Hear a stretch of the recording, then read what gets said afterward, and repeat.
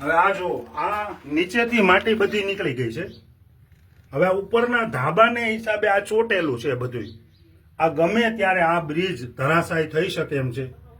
લોકોના જીવ જોખમમાં મુકાઈ શકે એમ છે. પણ ભ્રષ્ટ સરકાર અને આ ભ્રષ્ટ અધિકારીઓને આવું કાંઈ દેખાતું જ નથી. કારણ કે આમાં ખૂબ મોટા ભ્રષ્ટાચાર થયા હોય.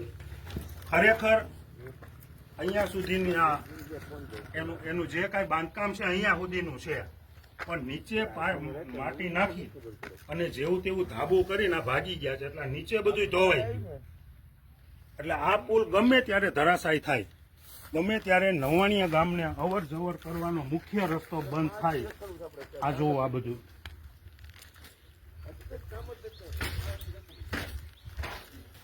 આ એકાદો પાયો તૂટ્યો એટલે આ બ્રિજ તૂટી જાય. એટલે નવાણીયા ગામને આવવા જવાનો રસ્તો બંધ.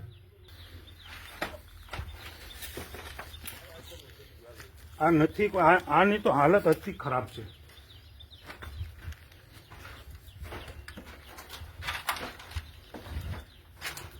બાકી બતાવો તો જરાક, આમ જુઓ તમે આની હાલત તો જુઓ.